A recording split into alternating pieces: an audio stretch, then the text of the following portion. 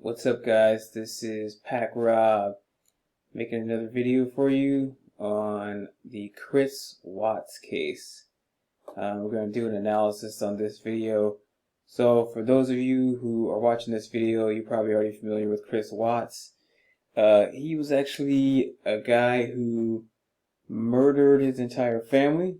He murdered his wife, two daughters, and his wife was also pregnant with a third child, which I believe was going to be a son.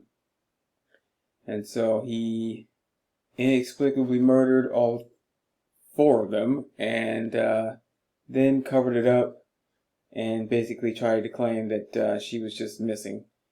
So we're going to do an analysis here. This video, this is actually an interview he did on, I believe, the day of the murder. I think this was done later on in that same day where he reported the missing, and he's now talking to the news, local news, looks like Denver 7 in Colorado. And so this case took place in, I believe it was Frederick, Colorado. So that's probably, well, it's definitely in the same state, but it's probably somewhere near Denver. So we're going to take a look at this video and do some analysis on it. So let's get started.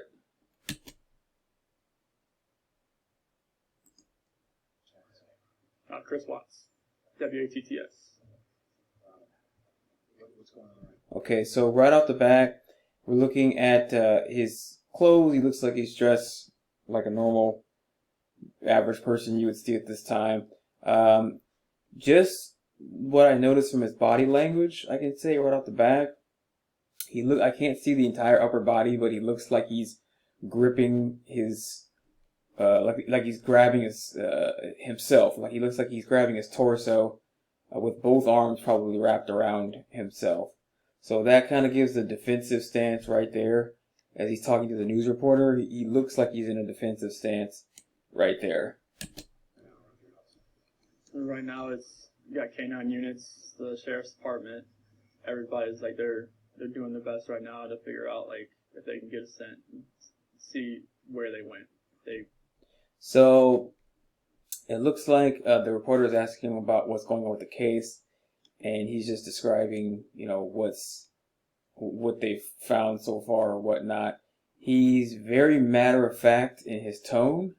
So right off the bat, when somebody's watching this, they're looking at this guy who supposedly, his whole family is missing, and he frankly doesn't look that concerned. He looks like he's, talking about, something completely unrelated, something that's not that important. So his demeanor is very nonchalant for somebody who's in his particular situation. They went on foot, they went in a car, they went somewhere. And right now, it's just like they've been on point. They're going through the house trying to get a scent, and hopefully they can pick something up to where it's going to lead to something.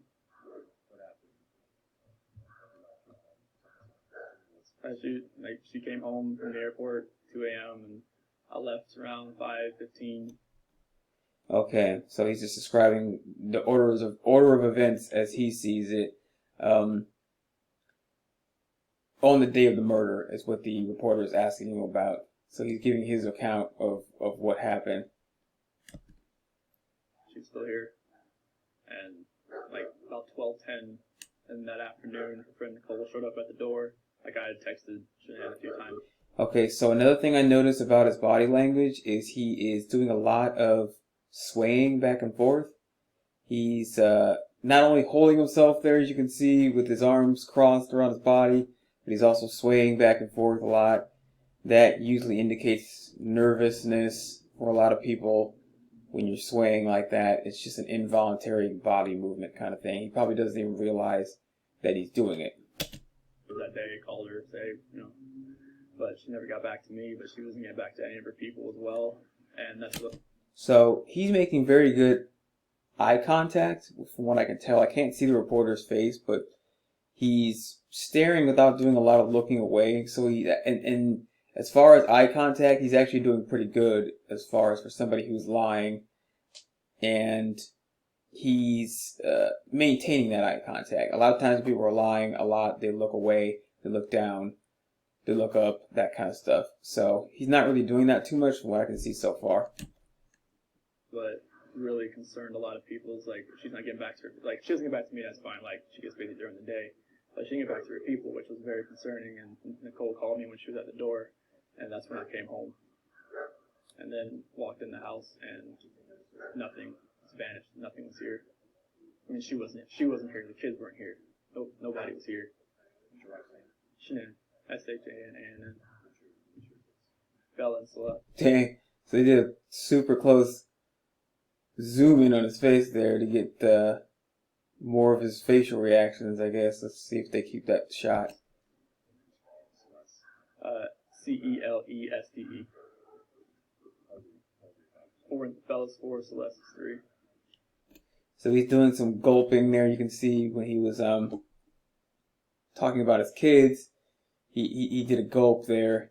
At this point, you have to realize he already knows his wife and his kids are all dead. He knows this, so they're asking them questions about them, and he's answering nonchalantly, all the while knowing that they're dead, and all the while knowing that he killed them just hours before this interview.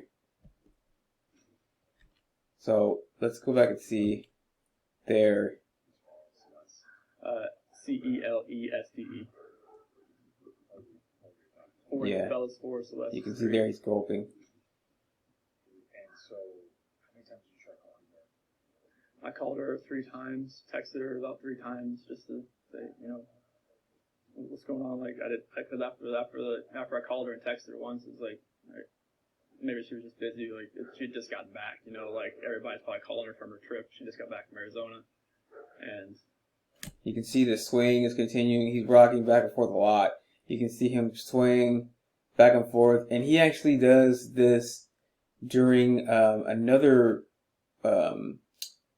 footage that the neighbor took. The neighbor actually called the cops over to their house, his neighbor, to have them look at some footage that he has of his camera that's out in front of his house, surveillance footage, and Chris Watts is actually sitting there, or standing there, with the neighbor and the cops, looking at the footage, and you'll see him doing the same type of swaying in that footage as well. I might do an analysis video on that as well. I figured that she was busy, but when her friend showed up, that's what it was like. It registered like, all right, this isn't right.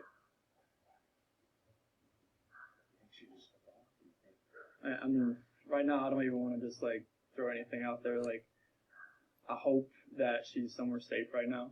And so you can see on his face, he's actually got a little bit of a smile, a little bit of smirk going on. You got to keep in mind this guy has just killed his family a few hours earlier than this, and he is smiling when he's talking to the news reporter.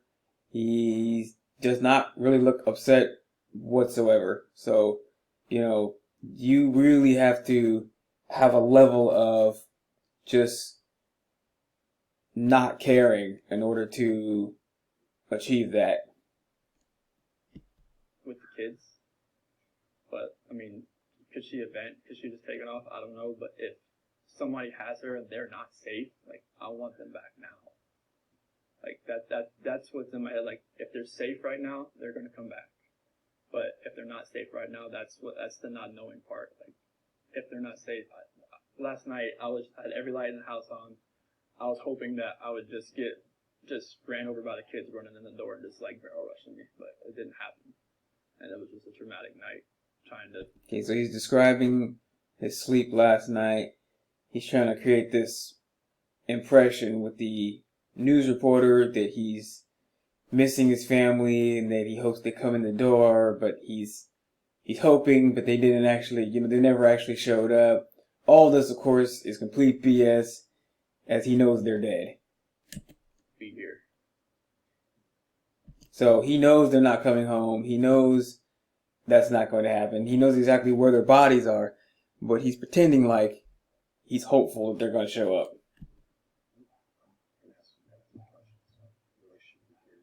I mean, yeah, the kids are my life. I mean, those smiles light up my life. So you'll see there, he keeps referring to his kids as the kids, those kids. He never really says my kids, I don't think, during this interview. So it's almost like he's detached himself from the kids. He, you know, he's not their dad. They're the kids. So it's like they're kids who belong to somebody else. There could be just random kids from the neighborhood or from anywhere, really. He's not saying my kids. He's not possessive of them. So that right there kind of gives an indication that he's completely detached himself from those kids, from his kids, and he just doesn't care. And it's like, I mean, last night, like during like at when they usually eat dinner, it was just like I miss them. Like, I mean, I miss telling them, hey, you got to eat that, or you're not gonna get your dessert, and just like you're not gonna get your snack after. I miss that. Like I miss them, cuddle up on their couches. They have like a Minnie Mouse couch and a Sophia couch that they cuddle up on and watch, Guppies or something. And it's just like, I was. So he's kind of stammering over his words. That could be understandable, if you had a traumatic event in your life and you were confused. The stammering could be confused. The stammering could be excused, rather. He looks like he's describing, stuff that his kids do normally, talking about the shows they watch and stuff like that.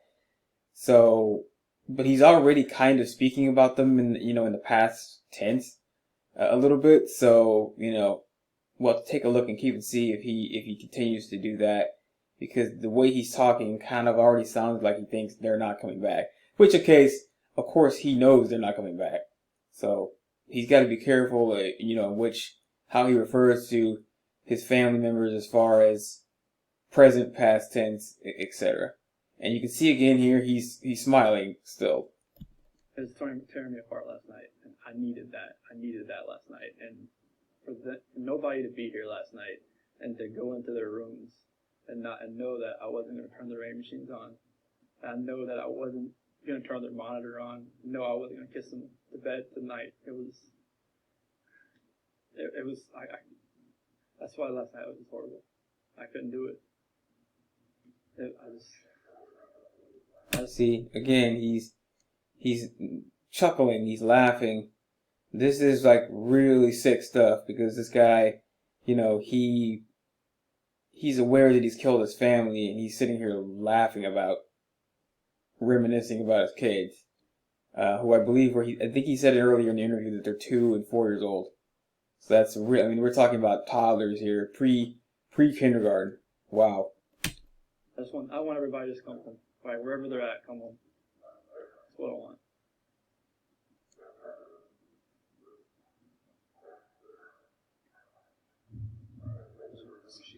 Whoa, okay.